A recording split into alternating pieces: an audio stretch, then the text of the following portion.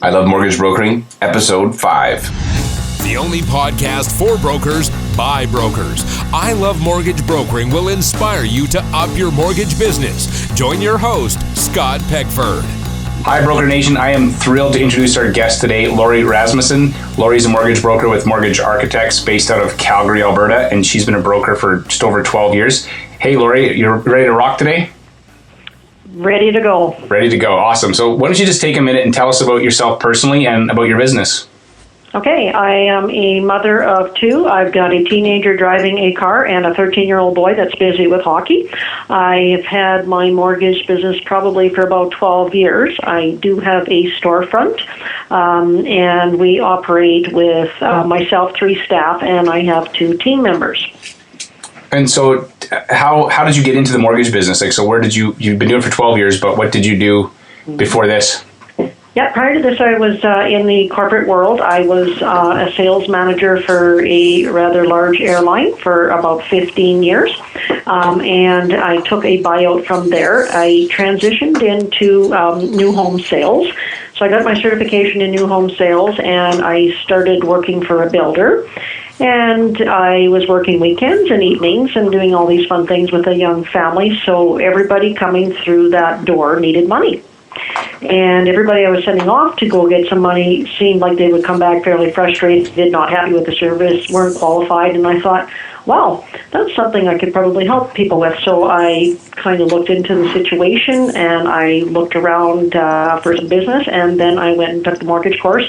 And that's how I got started.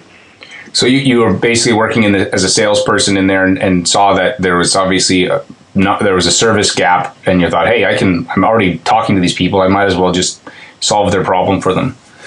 Exactly. And then I thought, well, gee, I could, be at home and have a better balance because I had a young family and I was working every evening till 8 p.m. and every weekend. And I thought, well, this might work better for me for my lifestyle. But on top of it, I thought, there was so much room for improvement there, and I could see it, and I could see it in people's faces and their disheartenment, and we weren't getting sales because people weren't getting approved. And I thought, gee, I don't know a lot about numbers and stuff, and a lot about mortgages, but I stayed in the new home sales at the same time as I got my license, because I thought, well, I better make sure I'm going to be able to handle people appropriately. And I think after about 3 months, I just quit the new home sales, which actually, to be honest with you, I loved. It just didn't fit my lifestyle that well, and then got into working with some of those builders and stuff like that. I agree. There's sometimes I've got friends that are realtors, and I look at my schedule and I look at theirs, and I think, man, I wouldn't trade schedules. Nothing against being a realtor, but I wouldn't trade jobs with you for more money just because it's always weekends, it's always evenings. You have time off, but it tends to be when your kids and stuff are in school, and yeah, there's something to be said. We have a pretty good, if you can get it to work right, it's a pretty good lifestyle. For sure. And so what would you say your split of A to B business is right now? Like, what's the trend for you? Our business actually is pretty diverse, but 90% of our stream is from new home builds.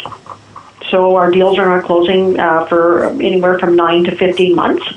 So we've got a lot in our pipe and a lot of rework and a lot of retention work to do.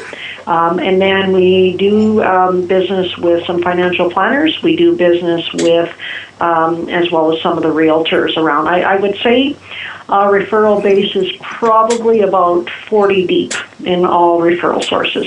40 different sort of centers of influence that send you guys business. Mm-hmm. Cool. And then, you said, did you mention an A to B split? Sort of like A business and B business? Oh, yeah, for sure. Oh, yeah, I'd say about 96% is A. Okay. And have you seen more B lately? Yes, and that has increased. I would say this year we've probably seen, I would say maybe about a 10% increase, and even more so in the last couple of weeks. It's kind of strange. I don't know what's happening, but just some people with some financial difficulties, but good equity, so we're able to help them. But it's a small part, but I love B business. It's one of my favorite ones. You have to put on your thinking cap every time. Yes, you bet. So before we dive into your story, I'd like to ask about a success quote that has impacted your life or business. I love quotes. I love how they distill an idea into a really short sentence. So can you share with us a quote that's impacted you? Yes, I have two. Actually, my favorite one that I have is, every human life is insignificant unless you yourself make it great. And that's a founder of the Notre Dame College in Wilcox, Saskatchewan, named Perrin Murray. I went there for 4 years. So every human life is insignificant unless you yourself make it great. And I always have this on my computer screen, and it's never, never, never give up. And who is that by? And you know what? I don't know. I was going to Google it here because I just seen it one day, and I have that on every screen here. It's actually I believe it's from Winston Churchill, because I told you I'm a bit of a quote nut, and he I love that quote too. So that one. So give me which one of those quotes? So let's say the never give up one. Can you give me an example of when you applied that to your business, and like a story or a specific example of how you applied it? Yes, I can remember. I used to think, you'd lose a deal, whether you weren't fast enough, you weren't smart enough, there was better rates out there, and you might lose 4 or 5 deals a month and go, how am I going to make it? What I do now is I already know that there's going to be more around the corner if you just keep working at it and letting people know what you do, and I don't worry about things so much anymore, and I just worry about what people need, what their expectations are, and just keep going. Like, just don't give up, because there is lots of business out there. It's just a matter of tapping into it and getting people to refer you. And once you get people to believe in you, then I really think your business starts to take off. So that's good. That's really good advice. Yeah. And I found that out, it was so funny. I started with one girl at this one very large builder in Calgary, and I'll never forget, I walked into their show home. It was a really slow Saturday, and these 2 girls were sitting there talking about, their husbands and stuff like that. We're just joking around, and I thought, gee, if I could just get one deal, and I did. And in about 3 years, I was looking at about 150 deals a year from that builder. Wow, just from that one deal that you were able to get from them. That's right, and that was a Saturday afternoon. Going, I think I'll go out and check out some show homes. Right. But I didn't talk about business or anything like that. But it just, to never give up and take each deal, and don't look at the dollar value. I always say get 3 more from how you treat those people, because they know people. So every one deal we get, we were hoping to get 3. Oh, that's awesome. So one of the things I also love to learn is from failure. And so I know in my life and business, I've made some mistakes. And so can you share a time that you had a failure and then what you had learned from it? Yes, I actually had a partner. When I first started brokering and my first 2 years of brokering, I actually went and worked with experienced brokers that were really, really busy. And because I didn't have any mortgage experience, I thought, how am I going to sell these deals? So I sat down. I made $1,000 a month, and so I made $24,000 on the salary for my first 2 years. And I sat beside the 2 of the busiest brokers in Alberta.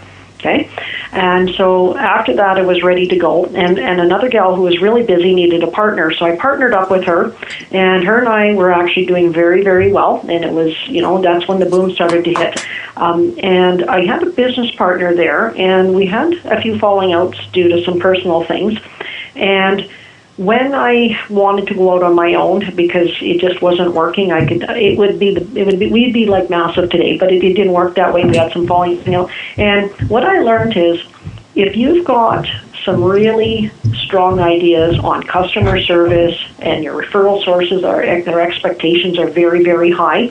If the partnership I had there was, their expectation wasn't the same as mine. So I took a hit, and when you're doing this business, it's really nice to use and use everyone's ideas and go around and find information, but just be careful on a partnership, because what happened is we fell back a couple of years. It took me a couple of years to rebuild because we had a mixed customer list. It's probably one of my biggest failures I've had so far. Is we put our customers together. So when I went to go leave that partnership, that was hard for me to do. They had my database. Okay, so just when you're doing business and you're getting into business with people, there's some great partnerships out there. Just have a good plan in place. Just have a really solid plan on an exit strategy if there's one. Things happen, and I had a couple of years there where I had to really rebuild, and it almost turned into a law case and everything. It was actually pretty serious. So what I learned from is, if you can drive your own business and surround yourself with really good people, I think you can do really well. And partnerships with spouses and stuff like that sometimes can be very difficult. And I think what happened is, when they're bringing in new partners and stuff like that, it's hard, So just be careful with that part. I had a failure there massively. And so now, do you have partners right now, or how is your business structured? Yeah, I'm a sole. I have my own brokerage here, and then I have employees. Right, they're all on contract with me. I have one of my mentors is in his 70s, and he's this sort of retired millionaire guy. And one of his pieces of advice to me was never go into an equal partnership, because that assumes both people are going to do the same amount of work. And so he had one of his business principles was don't go into an equal partnership. And so it sounds to me like, yes, I've had partnerships in the past that didn't work out the way I was hoping. And so if you had to distill it down, if you were fast forward. If you could go back to that time, what would you have said to yourself before you were entering into that partnership? What would you say, just in a nutshell? I would have had a prenuptial agreement. I don't know. I never thought it was going to go sour, because we were really, really flying. We started to, we had a lot of business. We were really powerful. We had a lot of similarities, but it's never equal. If you're drawing in $40 million and the other partner is drawing in $52 million, it's never equal. And your mentor is very right with that.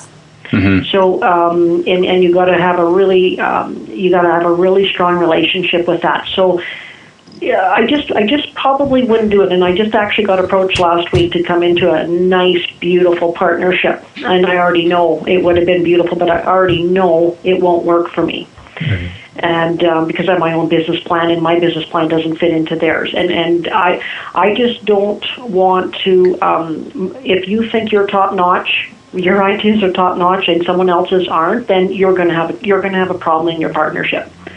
I think it limits you a little bit. I think it might limit you. If you're brand new, I think it's nice to set yourself up with people and work around an office. If I could suggest anybody getting into the business, don't stay home and work. Get into a busy office, come and learn, but don't expect to make millions overnight. That's not what the job's about.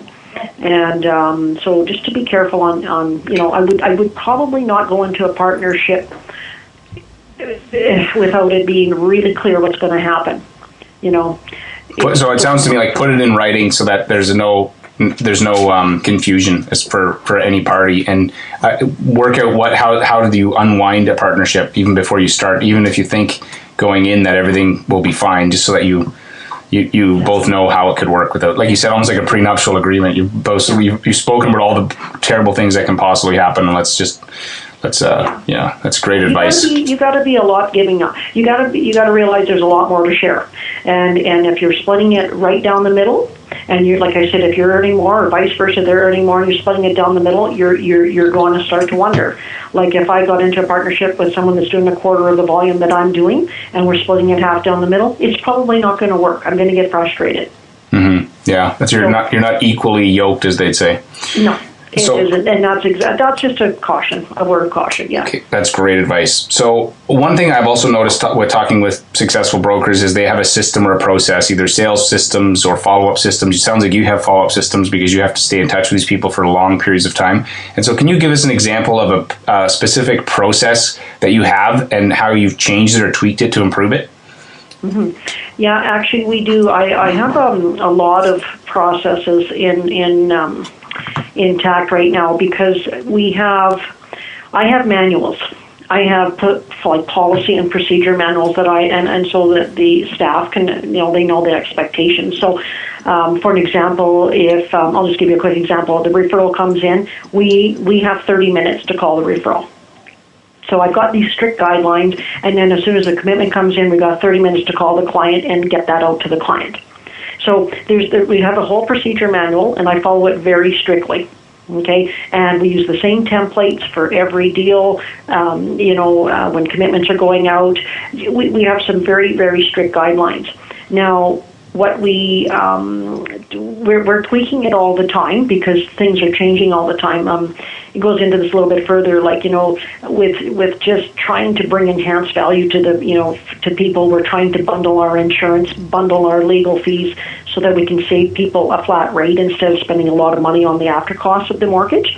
So we're constantly looking for ways to improve that process and partner up, not in the same office, but with nice partners just in Calgary and like I sit in Cochrane actually. And so we're always looking for ways that it's seamless for the customer. So those are ways we're trying to, like our follow-up process is we're in touch with the client every 3 months, because we're over a 9 to 12 month period, right? So we're in follow up every 3 months, and we actually don't. We only track that. We use GoMax here, so we use that process there, and so far it's worked for us because people are doing upgrades, rates are changing, premiums are changing, so we're constantly in front of them, but not bothering them per se either, right? So. Mm-hmm. Really, it's the procedures that I have here, and we're really strict with the procedures. So, were you always like that, or is this something that you've developed from being a busy broker? I find everybody I talk to, because I follow up with all my referral sources, and I say, so what are we doing good and what are we doing bad? They love the quickness, they like the communication, and we're constantly updating the referral source. And when I talk to realtors, the first thing they say to me is, I just want a phone call. And I go, what do you mean you just want a phone call? Don't people phone you? And they say, no, I don't know for days what's going on. Every day we're waiting on an approval. We're in touch with the referral source. So you guys, if you have a realtor that sent you do you call or email them every day? Email. So the call goes out first. The first thing when we get a referral is, the first call is to the referral source, not to the client. We call the referral source and say, thank you for the referral. We'll be calling them within the next 30 minutes. Once we've spoken to the client, then, which is in the first 30 minutes, or if we can't get a hold of them, we just tell the realtor, we've just touched base with them, we haven't gotten in touch, we'll keep you advised. And then, deal's been sent off for approval, we should hear back upon this day. And then, we follow it up. And our turnaround's usually around 24 hours on a commitment, right? So it seems like a lot of work, but usually we have it back before then. Some lenders are 4 hours turnaround, right? So it sounds like a lot of emails, but it's just keeping in touch with them, mostly via email after the initial contact by phone. You know what? One of the things I do with these interviews is at the end of every one, I say, okay, what one idea or concept can I borrow from the person that I'm talking to? And I'm totally taking that call the referral source first, because I have to admit I'm not very good at, but I think, why not call them first? Then you can actually get a sense of the person you're calling, and maybe there's some connection. And man, I don't know what that, like, I've been doing this 8 years, and that never dawned on me till you just said, that's awesome. Yeah. So like if another client sends in a referral, we phone that client. We'll phone, so if John Smith calls us from a previous transaction, we'll phone him up and I'll say, you know what, that's just awesome, and then we might send them out for dinner if the deal closes, and we're constantly, that has proven over and over again, and I don't know, that's just one of the things we do, and it's got to happen fast, though. And then what I like is that if it's a realtor or a builder, they know you have the deal. They don't have to phone you and say, did you get it? Oh, yeah, no, I got this deal right now. Thanks for that referral. And, they never say, you don't even have to call me. They don't ever say that to me. They're happy that you called. Yeah, I'll just say, hey, you know what, John, I got the deal on Brian here, and we're going to call him in the next 30 minutes. I'll keep you abreast. I've had this guy, I talked to him last week already. Sometimes we have the client first, right, or whatever. And just to form that relationship, and they get so used to it that they just go, oh, thanks for the call. We'll wait for you to get back to us. And believe it or not, when you have tight guidelines and tight timelines on condition dates, they're way more relaxed. They know you're working that deal inside and out. Right. They don't get hyped up. They know you're doing it, right? So I love it. So I've already found my thing that I'm going to steal from you. So I thank you, Lorrie. So one of the other things I've noticed, a recurring theme, is that I'm hearing from brokers is the diversifying your income. So offering either different products or different. Mm-hmm. So is there anything that you have had success with, or something that you're thinking about sort of focusing on in the next year? Yes. Actually, I already took my life insurance course. I took the course already. So I want my goal here, and this is just a value-added service, and it's not to make more money. It's to bring that value-added service because it's something else you're doling out. And I truly believe a lot of people don't understand the product in life insurance and with debt. So I look at it as a totally, really, compatible product with mortgages and showing people how they can, earn some money, make some money, and really at the end of 25 years, tie it in with a life policy and stuff like that. So I've just taken the life course. I have to write the exam. There's a lot of studying with the life insurance course. Like it's about 100 hours of studying, so I haven't actually done it yet, written the test, but I've taken the course, and I'm so excited. I phoned about 5 clients, that I've known for a long time, and I said, listen, how's your life insurance? And they go, oh, I don't even know what I have through my company. And I said, well, can I come and sit down with you, in the next couple months? And they're like, oh, I can't wait. When can you come? There's so much education, and will it pay? Yes, it will, because it actually is a very lucrative business if you're good at it. But what I want to do with my team of people that I have here is once you have, once you have your insurance certificate here in Alberta, you have an insurance number. The girls can go and get licensed as well, and they can sell our life insurance for me. Really? Okay? So, yeah, because they could put it underneath your number, your Alberta insurance number. So I think as from a business perspective, because I might not have the same employees for a lifetime, but because I had that partnership already, I know better than to say, okay, Nancy, you can go get the life insurance. We'll put it all through you, but it's my pipeline. So what I'm going to do is I'm going to hold the license certificate. They're going to get licensed, and they can do a little bit of this on the side in the evenings to make some more income. And then every one of my clients, though, will be underwritten underneath my name with them selling the life insurance. So you'll own the book of clients then? You bet. Right. That's thinking a few steps ahead. That's great. Yeah. So excited to get that going this year. It's just finding the time. I only 30% of the people pass this test. Right. You'll pass it. You're smart, and I think I'd love to hear in a year how things are going with it from you. Yeah. I figure just manage because we're doling out all of our life insurance right now. We use MPP, and then we dole out our life insurance. I figure there's about $250,000 of income there. Wow. Yeah, that's definitely worth getting your license for. Yeah. So how do you, obviously you've got lots going on. You've got your business that's busy. You've got your team. You've got this insurance thing. So how do you balance running your mortgage practice and your family? Mm-hmm. Well, I have had the same staff for a long time, and I have been working very hard on building leaders. I'm very interested in building people to help me build my own business. I have some very, very strong goals, but I like to invest in the people that are working for me, and I like to empower them, and I like to watch them learn and make a good living. They're all girls. I don't know why we're just all princesses here, but I couldn't do it without them. They're that good. They are that good, and it's a lot of work. But I send them off for courses. We're constantly working on how we can get better and stuff like that. And they're smart and they're fast, and the clients love them. If I follow up with referral sources, I follow up with clients, and I just say to them, how's our service?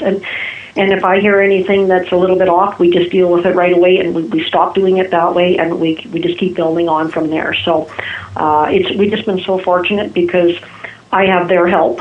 I can leave for 3 weeks, and my operation doesn't slow down. Right, and that gives you the time to be able to go and do family things. That's where the power of a team comes in versus the individual, where you have your phone attached to you and you're stressing out because you can't get a hold. Anyway, I agree. I think that's wise. Yeah, and so they're here every day. We're open Monday to Friday, 9 to 5. They'll even take evening calls. I honestly trust them. I know they're doing a great job, and they've been right beside me. I said, quit talking like me. You guys are starting to sound like me a little bit. We always joke about the little minions and stuff, but it's kind of it's just so great because when someone phones here, they're gonna get the same information. And right. They're going to feel the same. And that, I think, once you have a good brand, it's no different than buying a Starbucks coffee.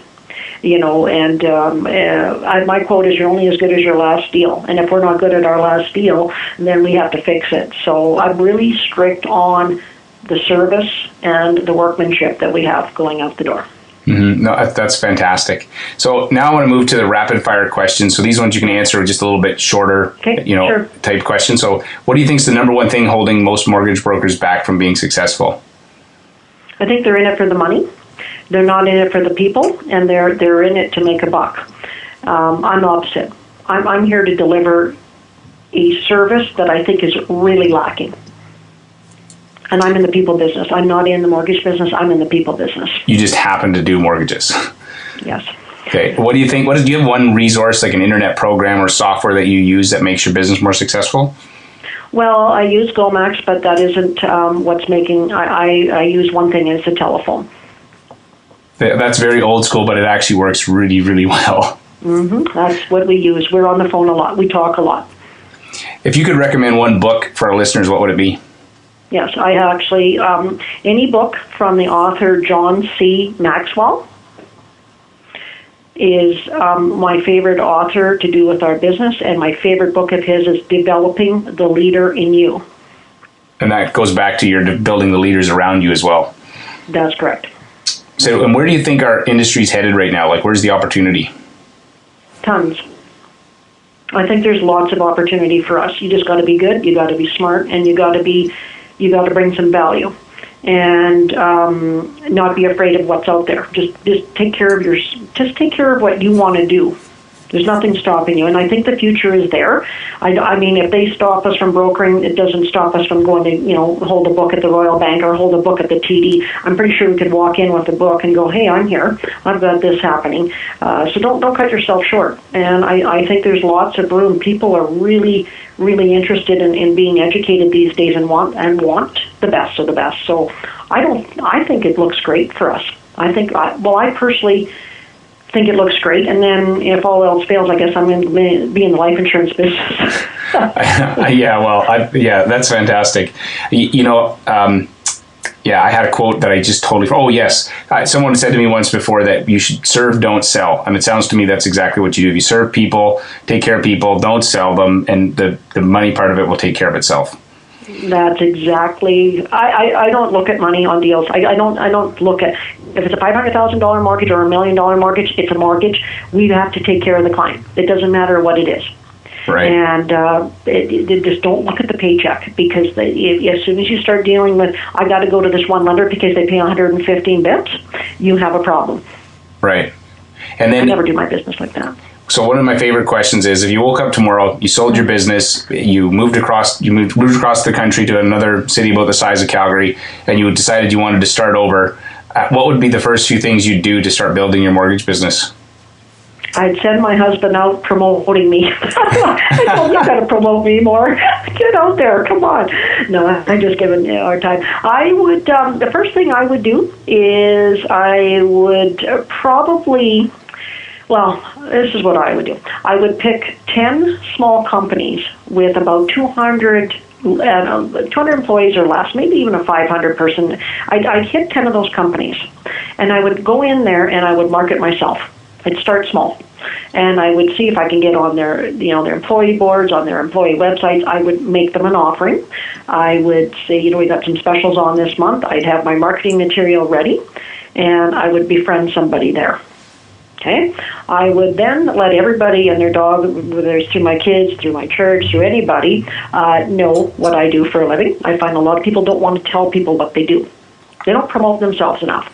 Because remember, we're looking for somebody that's going to refer you. Once you get that one person that thinks you're excellent and you're a miracle worker, as they might call it, then that just will multiply for you. That to me is always finding that one person that really believes in what you do is just fantastic. And if you can get 15 of those people, you don't even need to look for any more business. But going back to that question, I'd be onto the Chamber of Commerce website. I would find those 5 to 10 companies and really market those 5 to 10 companies. It might be a Costco. I'm talking like the Ford dealership in town, smaller places. get to know some people there. I would introduce, like I'm in Cochrane, there's 16,000 people here. I would introduce myself to the realtors and show them what I have. I would be involved, and I've done this here. I'm involved with the fire department. I'm involved with the police and the teachers. So everybody knows you. And the smaller the better, because I can get to know them. Right. And then they know people, and I don't go after the really big fishes, and I would never go after the big fishes if I've been in the business for 2 years. I think that's where a lot of people make mistakes, is they don't know enough about the products and the business and the salesmanship of it yet. They don't trust you yet. They're too big. They're too big of sellers. Like $1 million realtor, when you've been brokering for 2 years, is probably a little bit more than you can bite off.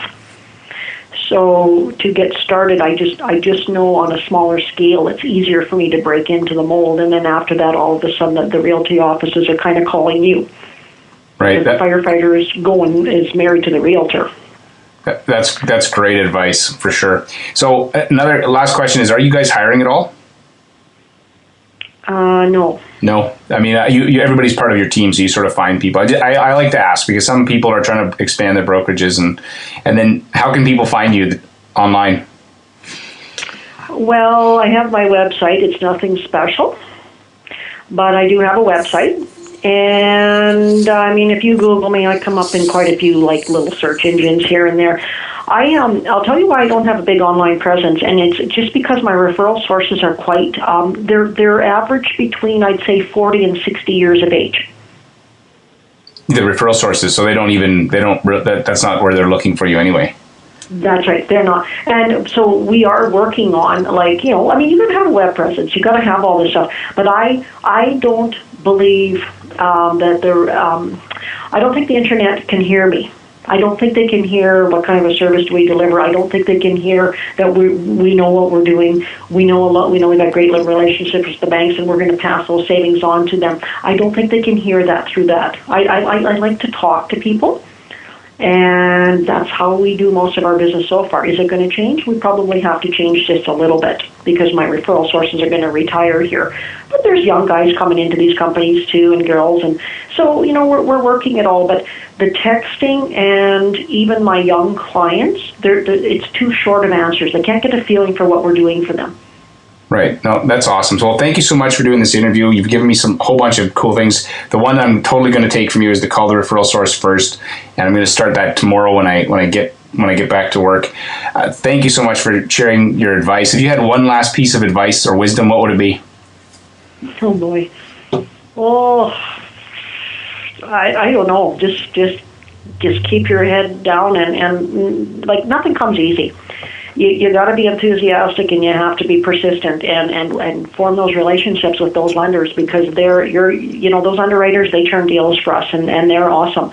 So be clear, do a good job, and treat your customers like you're in Disneyland, and I think you'll do pretty good. And if I can add, never give up. Yeah, that's on the screen. It's a black screen with the white writing. That's what we have on all of them. Yeah, no, and surround yourself with the leaders. Find some leaders. Thank you, Lorrie. The only podcast for brokers by brokers. I Love Mortgage Brokering will inspire you to up your mortgage business. Join your host, Scott Peckford. Hi, Broker Nation. If you enjoyed this interview, please take a minute, visit iTunes, and rate this podcast. If you do, you'll get 3 deals in the next month. Okay, that's not true, but I would really appreciate it. Also, I want to invite you to join me on a quest. After every episode, I personally take 5 minutes and think about one thing or one idea I can use to improve my mortgage business. I encourage you to do the same. Over the next 12 months, I plan to do 100 interviews and make 100 improvements. I'm going to track these to see how they impact my business and, more importantly, my bottom line. Visit ilovemortgagebrokering.com and post in the show notes what one thing you plan to do differently after listening to this interview, and check out what other brokers are sharing. Also, if you'd like to connect with me, fire me an email at scott@robyourbank.com. I love hearing from passionate mortgage professionals who are interested in improving their business. Until next time, rock on.